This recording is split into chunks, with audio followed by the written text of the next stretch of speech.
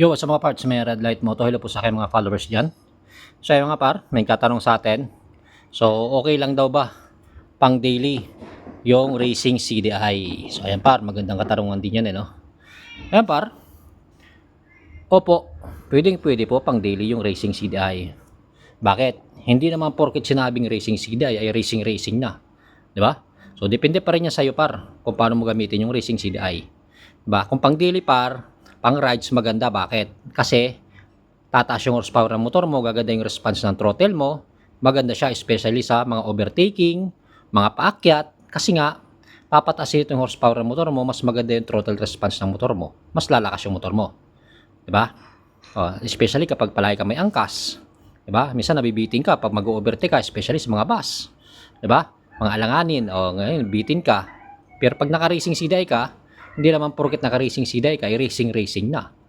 Diba? So ito, pwede mo naman gamitin to pang daily. Ako par nag-endurance ako gamit tong racing CDI, naka-racing CDI ako, 500 km. Wala naman naging problema par. Diba? So ibig sabihin, okay naman siya kahit pang malayuan, walang problema. Kasi depende naman sa'yo kung saan mo gamitin yung racing CDI. Diba? Kasi hindi naman porket naka-racing CDI ka, kailangan biritin mo ng biritin yung motor mo. Hindi.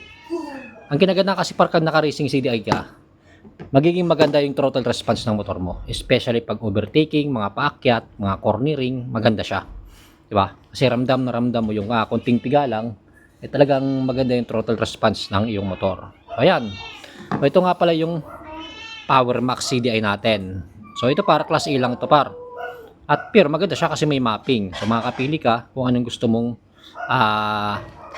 ignition timing sa motor mo, especially kung mga upgrade yung motor mo. Ako naman, 166cc ako, ang ginagamit ko dito is number 3 na mapping. So mura lang to par. Almost 600 pesos lang, di ba? Kung malayo-layo ka, shipping siguro mga 700. Okay naman siya par. Sabihin mo kung okay naman to kahit klase lang, opo, meron na pong mahigit 1 year na, yung iba nga 2 years na daw Okay naman daw, wala naman naging problema. Ito naman, kung gusto nyo medyo pricey talaga, original, bilhin nyo. Power Max, Hyperband, ito BRT par. Nasa 3,000 plus ito, 3,800, ganyan. Mahal nga lang. Pero original ito par, matagal na ito par. Ayan, paras lang naman sumasagad par Ito, sumasagad din naman tayo ng 160 dito. Diba, kahit mumurahin. Ito, sumasagad din naman ako dito. Mamahalin, diba? Dito ka na, kung wala kang budget, sakto lang to para sa'yo. Kasi nakikita mo ng takbo sa motor ko, diba? Diba sabi ko, mahirap magkwento kung wala ka namang katunayan ng takbo. Diba? At least ito, sinasabi ko sa inyo na maganda, pero nakikita yung takbo sa motor ko. Mahirap naman magsabi na maganda, wala akong may pakita sa inyo. Diba? So ayan par, hindi porkat naka-racing CDI ka, racing na, diba? So maganda rin siya na pang daily. Kasi mas lalakas yung motor mo, mas magaganda yung throttle response ng motor mo.